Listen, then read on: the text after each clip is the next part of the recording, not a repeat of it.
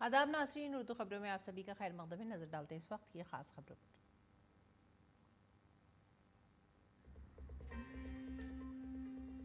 अब से थोड़ी देर में भारत की तहवील में होगा दहशतगर्द तहव्वुर राना। मुंबई हमलों के मुजरिम राना को अमेरिका से लाया जा रहा है दिल्ली। NIA हेडक्वार्टर में सख्त हिफाजती इंतजामात।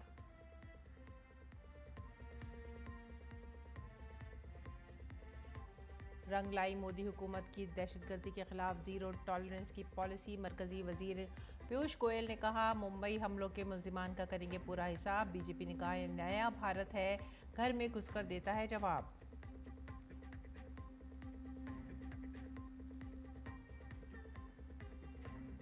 स्लोवाकिया की मईशत के लिए कीमती साबित होगा भारत का हुनर। सदर जमहूरिया द्रौपदी मुर्मू ने ब्रातिस्लावा में स्लोवाकिया इंडिया बिजनेस फोरम से किया खिताब। कहा, भारत टेक्नोलॉजी के मैदान में एक आलमी रहनुमा के तौर पर तेजी से कर रहा है तरक्की।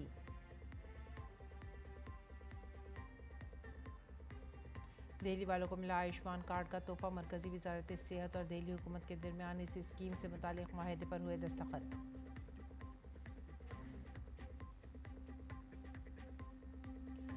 अमेरिका और चीन के दरमियान बढ़ा टैरिफ वॉर।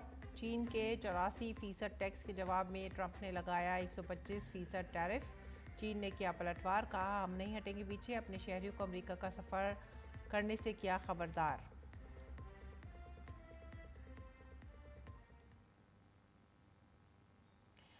खबरें अब तफसील से। भारत के मालियाती दारुल हुकूमत मुंबई पर 2008 के दहशतगर्दाना हमलों का मास्टरमाइंड तहव्वुर राना किसी भी वक्त भारत पहुंच सकता है। भारत गुज़िश्ता 17 साल से राना और उसके साथी डेविड कोलेमन हेडली की हवालगी की कोशिश कर रहा है। तहव्वुर राना के मामले में अमेरिका की निचली अदालतों से सुप्रीम कोर्ट तक और सदर डोनाल्ड ट्रंप ने भी भारत के दावों को कबूल करते हुए उसकी हवालगी को मंजूरी दी थी।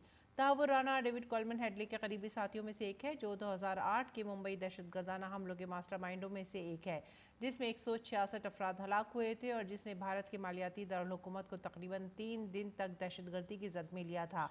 राना ने हेडली के साथ मिलकर मुंबई हमलों की साजिश की, जो लश्कर और इंडियन मुजाहिदीन जैसी तंजीमों के जरिए ISI की तरफ से किए गए मुहलक तरीन दहशतगर्द हमले साबित हुए। तफ्तीशकारों का कहना है कि राना ने हमलों से कबल दुबई के रास्ते मुंबई का सफ़र किया, ताकि इस बात को यकीनी बनाया जा सके कि इंतजामात दुरुस्तगी के साथ किए गए थे। उसने 2008 में 11 और 21 नवंबर के दरमियान अपने भारत के दौरे के दौरान पवाई में होटल रनीसा में चेक इन किया। यह हमले उसके जाने के 5 दिन बाद हुए। मुंबई पुलिस ने तहव्वुर राना के खिलाफ 2023 में 400 सफ़ात पर मुश्तमिल ज़िमनी चार्जशीट दाखिल की थी।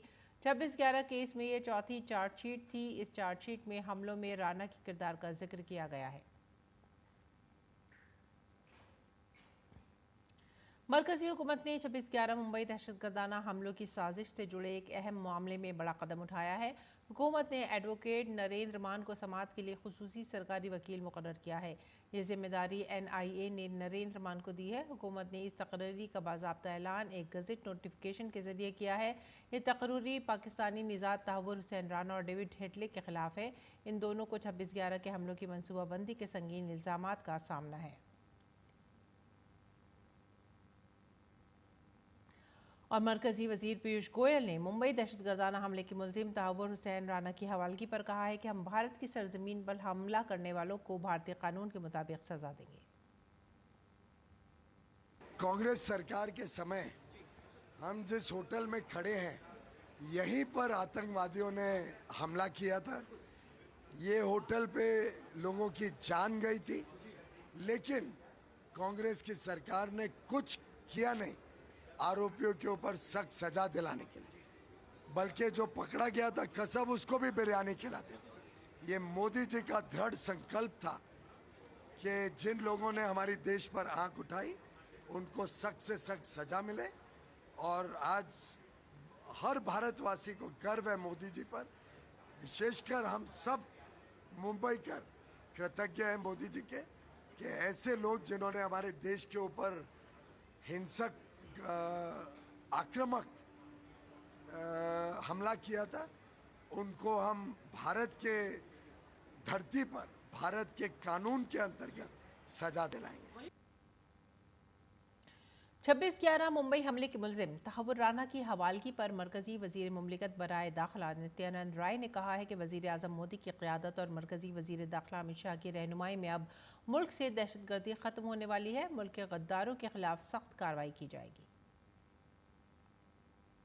जब से प्रधानमंत्री माननीय नरेंद्र मोदी जी बने हैं, तब से देशद्रोहियों पर कड़ी नजर रखी गई है और माननीय प्रधानमंत्री आदरणीय नरेंद्र मोदी जी के नेतृत्व में और माननीय गृह मंत्री श्री अमित शाह जी के मार्गदर्शन में इस देश से आतंकवाद लगभग सफाया की ओर है और जो भी देशद्रोही हैं, जो इस भारत में अस्थिरता पैदा करना चाहा है, इन 14 वर्षों में उन पर कड़ी कार्रवाई हुई है और कोई देशद्रोही अब बचने वाला नहीं।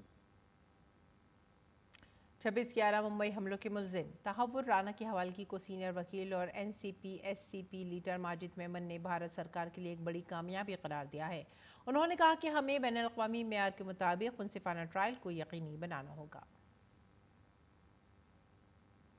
हमारे लिए ये खबर एक उपलब्धि है और अच्छी खबर है कि एक घिनौना आतंकवादी जो विश्व के किसी भी हिस्से में छुपा हुआ था, उसे आज हमारे सुपुर्द किया गया ताकि हम उसके साथ इंसाफ करें। तहव्वुर राना के लिए भी एक फेयर ट्रायल कंडक्ट की जाएगी, इसलिए कि फौजदारी कानून की दुनिया में criminal trial is a quest for truth, यानी हम सच्चाई की तह तक ट्रायल के ज़रिए पहुँचे हैं, ये बात जाहिर होनी चाहिए बिल्कुल।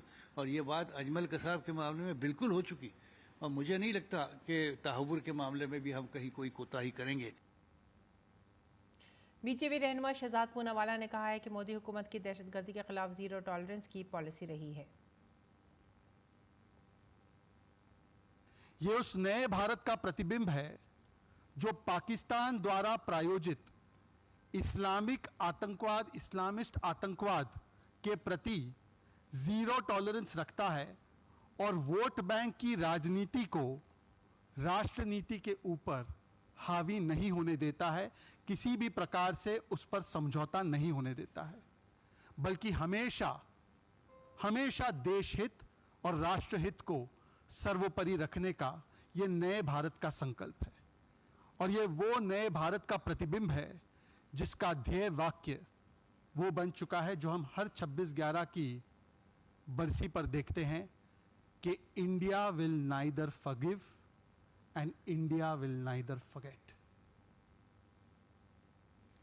धर्मेंद्र सिंह उत्तर प्रदेश के जिला गोरखपुर का रहने वाला है, जो सीएसटी स्टेशन पर मुंबई दर्शन के एजेंट के तौर पर काम करता है।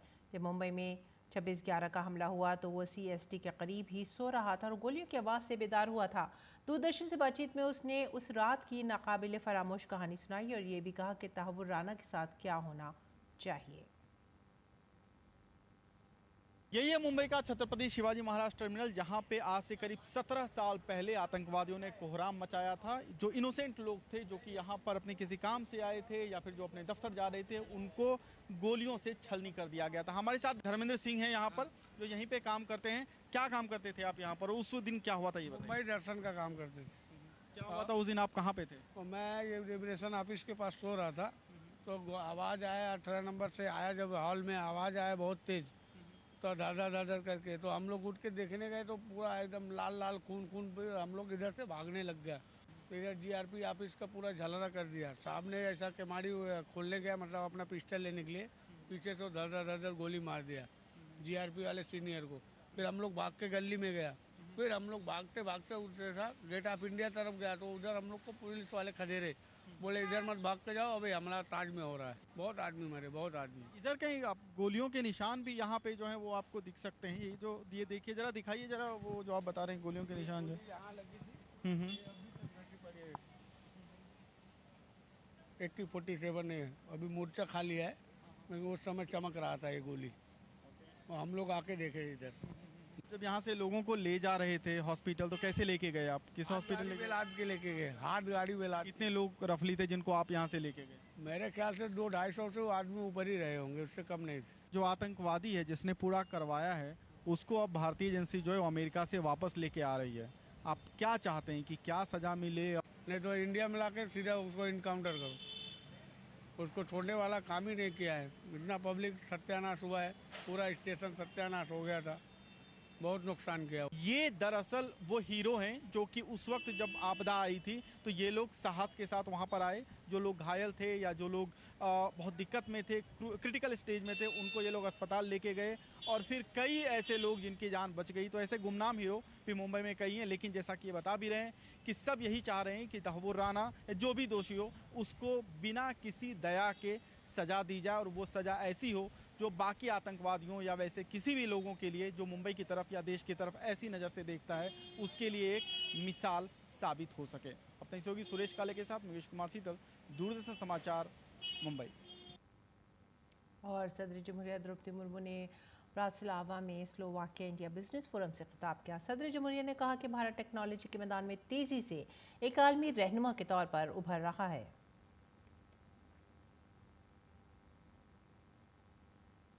Undergoing a remarkable transformation, emerging as a global leader in technology, innovation, and sustainable development. We have seen significant success in renewable energy, digital technology, information technology, telecom, auto and auto components, pharma and biotechnology, space and fintech. The rapid growth in digital infrastructure has put India at the forefront of technological innovation, be it the availability of day-to-day services through mobile and online platforms, of cashless transactions. Digital transformation in every field is rapidly boosting India's development. Slovakia में भारतीय सकाफत की अलामत रामायण का stage performance किया गया, जिसका मुशाहिदा सदर जमहूरिया द्रौपदी मुर्मू ने किया।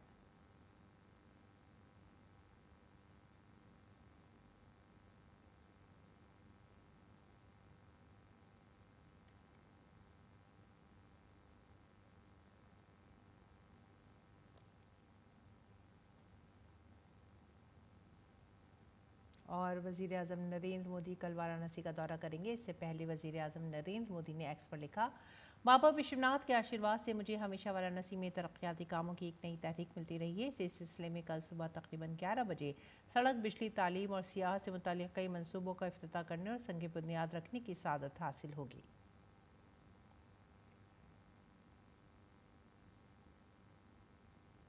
वज़ीर आज़म नरेंद्र मोदी कल मध्य प्रदेश का भी दौरा करेंगे। इससे पहले वज़ीर आज़म नरेंद्र मोदी ने एक्स पर लिखा, हम मुल्क के सकाफती रूहानी विरसे की खुशहाली के लिए पुरअज़्म हैं। इस समत में कल दोपहर तकरीबन 3:15 बजे मध्य प्रदेश की ईसागढ़ में गुरुजी महाराज मंदिर में जाने और पूजा करने का मौका मिलेगा। उसके बाद मैं आनंदपुर धाम में एक प्रोग्राम में शिरकत करूँगा।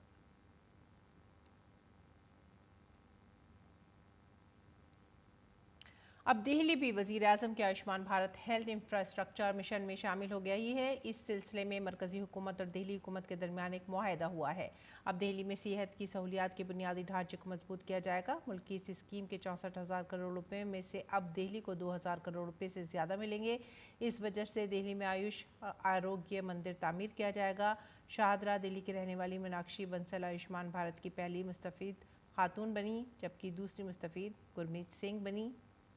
Ayushman Bharat health infrastructure mission के तहत दिल्ली के सेहत के बुनियादी ढांचे की तरक्की के लिए तकरीबन 2400 करोड़ रुपए का बजट फराहम किया जाएगा।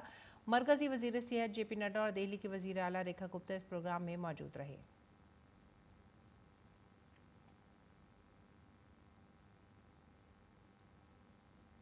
दिल्ली में जमुना की सफाई पर तेजी से काम हो रहा है। दिल्ली की वज़ीर आला रेखा गुप्ता और वज़ीर परवेश साहिब सिंह ने वज़ीराबाद में ड्रेन की सफाई के काम का मुआयना किया। लेफ्टिनेंट गवर्नर विनय कुमार सक्सेना भी इस मौके पर मौजूद थे। वज़ीर आला रेखा गुप्ता ने कहा कि 22 नालों की सफाई का काम लगातार किया जा रहा है, जिसके लिए कई मशीनें लगाई गई हैं।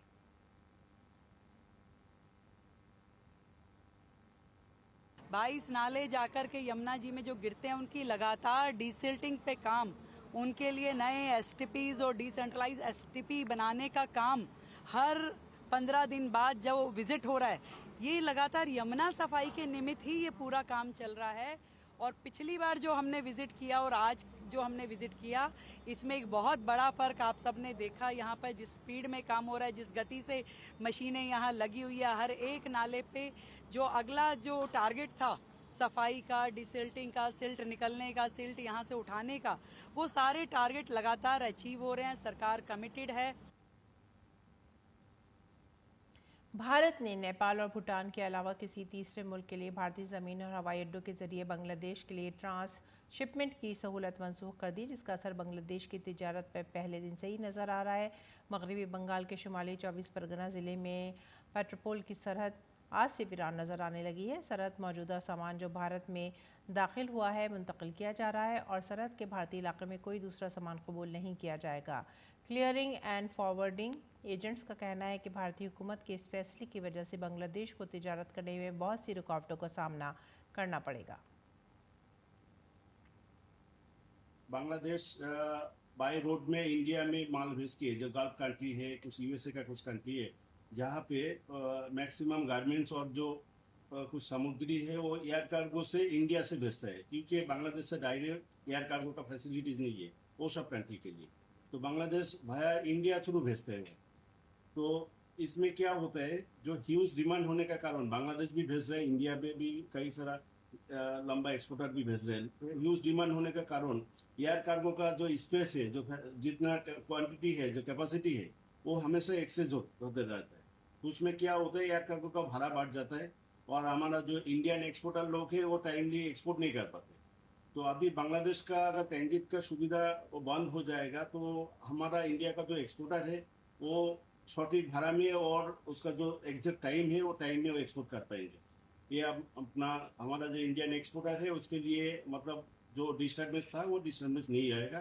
सटीक टाइम में अगर वर्ल्ड में कोई जगह पे माल भेजना चाहता है तो भेज पाएंगे। इतना लो कॉस्टिंग में इतना फैसिलिटी उनको मिला था। बांग्लादेश सब सामान यहाँ आके यूज़ करके, इंडिया के यूज़ करके विदेश माल एक्सपोर्ट किया। एक कंट्रैक्ट बायर सेलर का मतलब मान लीजिए स्पेन, ब्रिटेन, उसके साथ बांग्लादेश का कॉन्ट्रैक्ट था, वो एक्सपोर्ट किया और बाहर कंट्री इंपोर्ट किया। और बांग्लादेश पर्टिकुलरली इंडिया को यूज़ करके ये कर रहा था, लेकिन अभी तक बांग्लादेश का एक सिस्टम, गवर्नमेंट का एक नोटिफिकेशन चालू होने के साथ साथ ये बंद हो गया। तो बांग्लादेश का क्या मिलियन का मिलियन डॉलर लॉस होगा। अगली खबर बिहार से। बिहार में गुज़िश्ता 2 दिन से वक्फे से बारिश और बिजली गिरने से जानो माल का भारी नुकसान हुआ है। रियासत में तेज़ बारिश और आसमानी बिजली गिरने के वाक़यात में अब तक 19 अफराद हलाक हो चुके हैं। इसमें सबसे ज़्यादा 5 अफराद बेगूसराय ज़िले में और 5 अफराद दरभंगा ज़िले में फौत हुए हैं, जबकि 3 लोगों की मौत मधुबनी में, 2 की सहरसा में और 2 की समस्तीपुर में हुई है। इसके साथ ही लखीसराय और गया में एक शख्स की मौत हुई है। इसके साथ ही कई अजला में गंदम, आम, लीची और रबी की दीगर फसलों को भी बड़े पैमाने पर नुकसान पहुंचा है। दरभंगा, मधुबनी, समस्तीपुर, मुजफ्फरपुर, सीतामढ़ी, शिवहर और मशरक़ी चंपारण में तेज़ हवाओं के साथ सालाबारी हुई है। बिहार के वज़ीर आला नीतीश कुमार ने इन वाक़यात में जानों और इमलाक के नुकसान पर दुख का इजहार किया है और फौत होने वालों के लवाहिकीन को 4-4 लाख रुपए की इमदादी रकम देने का ऐलान किया है। इसके अलावा रियासती डिज़ास्टर मैनेजमेंट डिपार्टमेंट ने बारिश और बिजली गिरने के दौरान घर से बाहर ना निकलने का मशवरा भी दिया है।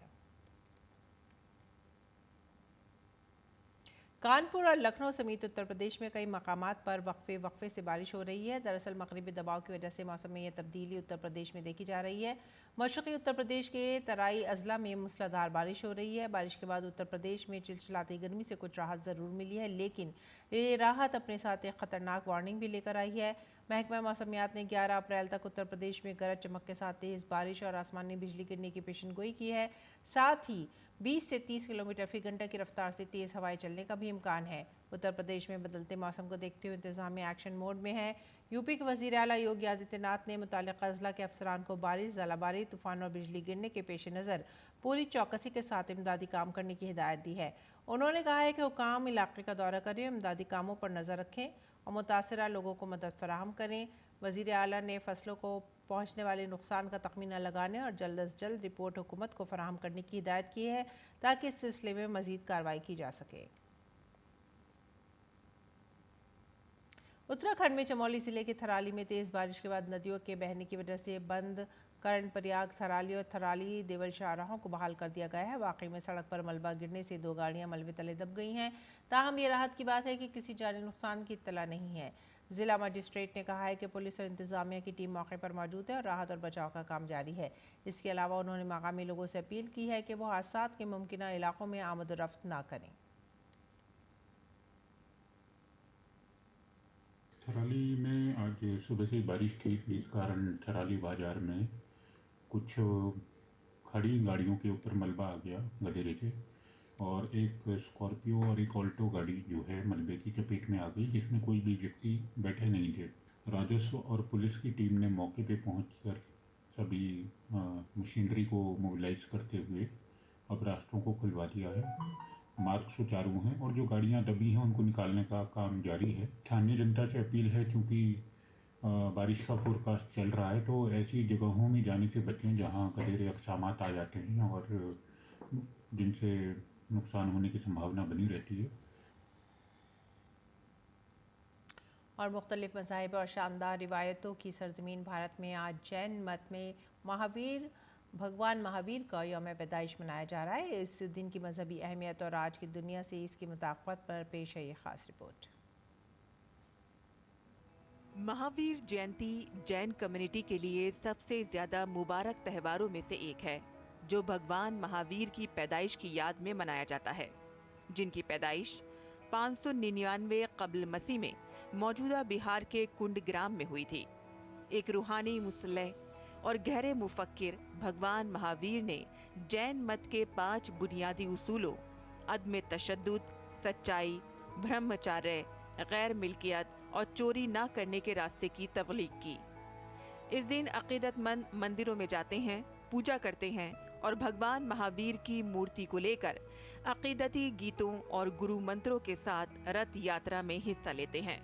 बहुत से लोग दान और बेलौस खिदमत के कामों में मशगूल रहते हैं, जो तीर्थंकर की तालीमात की अक्कासी करते हैं, जिन्होंने रूहानी आज़ादी के हुसूल में दुनियावी लज्जतों को तर्क कर दिया था। As a Jain myself, I think I've grown up with the tenets of non-violence, ahimsa paramo dharma, and vairagya, which is non-attachment to the physical things in life. And these are the lessons that Lord Mahavir Swami, he taught us through his life. We celebrate those tenets, and I think not just the Jain community, but the entire world needs to understand and follow the tenets of non-violence, because that is what we need, considering whatever is going on around the world. Mahavir का अहिंसा या अदम तशद्दुद का पैगाम मजहबी हुदूद से बाहर गूंजता है और आलमी सतह पर अमन की तहरीकों को तरकीब देता रहता है। बढ़ती हुई बदअमनी के दौर में उनकी तालीमात उम्मीद और अखलाकी जिंदगी की रोशनी पेश करती हैं। महावीर स्वामी की रहमदिली, हमदर्दी और अदम तशद्दुद का पैगाम आज भी पूरी दुनिया में फैला हुआ है। भगवान महावीर के अमन और पाकीज़गी के रास्ते को लाजवाल खराजे अक़ीदत। Bureau report, DD news Urdu खबरें।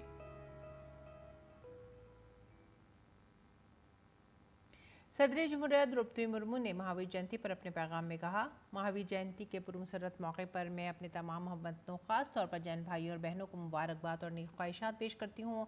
अदम तशद्दुद और हमदर्दी के अलामत भगवान महावीर ने अहिंसा परमो धर्म के पैगाम के ज़रिए इंसानियत को एक नया रास्ता दिखाया, जिसका मतलब है कि अदम तशद्दुद ही सबसे बड़ा मज़हब है। यह हमें आला तरीन उसूलों को अपनाने के अलावा सादगी, मेहरबानी और ख्वाहिशात से लाताल्लुक़ी को अपनाने का पैगाम देता है। आइए उनकी तालीमात को अपनी ज़िंदगियों में शामिल करें, माशरे में अमन, अदम तशद्दुद और हम आहंगी को फ़रोग़ दें। नाज़रीन, आज होम्योपैथिक आलमी दिन है। इस मौके पर central council for research in homeopathy CCRH आलमी यौम होम्योपैथी मना रही है, जिसका उन्वान भारत में होम्योपैथी, रिवायात, यकीन और मुस्तक़बिल के उन्वान से मुतासिर कुन तक़रीबात का एक सिलसिला है। इस सिलसिले में गुजरात के गांधीनगर में एक अहम तक़रीब का इनेकाद किया जा रहा है। दर हकीकत होम्योपैथी इलाज का एक कुदरती तरीका है जिसमें कहा गया है कि जो मादा किसी सेहतमंद शख्स में बीमारी की अलामात पैदा करता है वो बीमार शख्स में भी उन अलामात को ठीक कर सकता है। 2 सदियों से ज़्यादा अरसे से राइज होम्योपैथी दुनिया का दूसरा सबसे बड़ा निज़ाम तिब है जिस पर लाखों लोग अपने महफूज और जामे इलाज के लिए भरोसा करते हैं। इसलिए हर साल 10 अप्रैल को होम्योपैथी के मुजिद डॉक्टर सैमुअल हानीमैन की यौम पैदाइश पर भारत आलमी यौम होम्योपैथी मनाने में दुनिया के साथ शामिल होता है। भारत में इस दिन को ख़ास अहमियत हासिल है क्योंकि मुल्क में 100 मिलियन से ज़्यादा लोग इस तरीक़े इलाज पर यकीन रखते हैं और इलाज के लिए इस तरीक़े को अपनाते हैं। आलमी ख़बरों में अमरीकी सदर डोनाल्ड ट्रंप ने चीन पर बड़ा हमला किया है। ट्रंप ने अपने चीनी मसनूआत पर टैरिफ बढ़ाकर 125% कर दिया है। ट्रंप ने यह फैसला चीन पर आलमी मंडियों के एहतराम में कमी का इल्ज़ाम लगाते हुए लिया है। उन्होंने इसे फौरी तौर पर नाफिज करने का ऐलान भी किया है। इसके साथ ही ट्रंप ने कई ममालिक को टैरिफ में 90 दिन की छूट दी है। चीन को निशाना बनाते हुए ट्रंप ने कहा है कि कुछ लोग हद से गुजर रहे इसलिए उन्हें रोकना पड़ा है। मैंने अमेरिका के खिलाफ जवाबी कार्रवाई न करने वालों पर 90 दिन तक रोक लगा दी है। ट्रंप ने कहा है कि जो भी अमेरिका के खिलाफ जवाबी कार्रवाई करेगा हम उस पर टैरिफ को दुगना करेंगे और हमने यही किया है। मुझे बहुत खुशी है कि मैंने ये किया।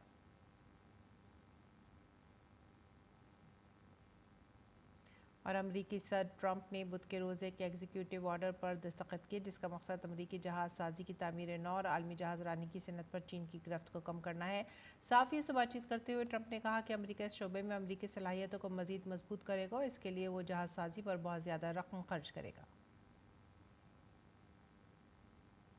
खेल की खबरों में लॉस एंजलिस ओलंपिक्स 2028 में कंपाउंड तीरंदाजी मुकाबले को शामिल किया गया है। बैनुल-अक़वामी ओलंपिक कमेटी IOC ने बुध को 2028 लॉस एंजलिस ओलंपिक्स में तीरंदाजी के प्रोग्राम में एक और इजाफी इवेंट शामिल करने का ऐलान किया। बैनुल-अक़वामी ओलंपिक कमेटी के मुताबिक तीरंदाजी के खेलों में अब मौजूदा 5 रैक्रो इवेंट्स के अलावा एक compound mix team medal event शामिल होंगे। इंटरनेशनल ओलंपिक कमेटी इस ऐलान के बाद भारत के लिए मर्दों के इनफरादी मुकाबले, ख़वातीन के इनफरादी मुकाबले, मर्दों के टीम मुकाबले, ख़वातीन के टीम मुकाबले और मिक्स टीम मुकाबले में मज़ीद तमग़े जीतने की उम्मीदें बढ़ गई हैं।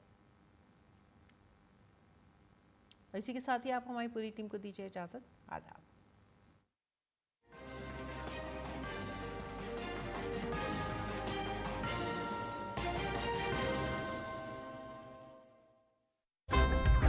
कहानी नहीं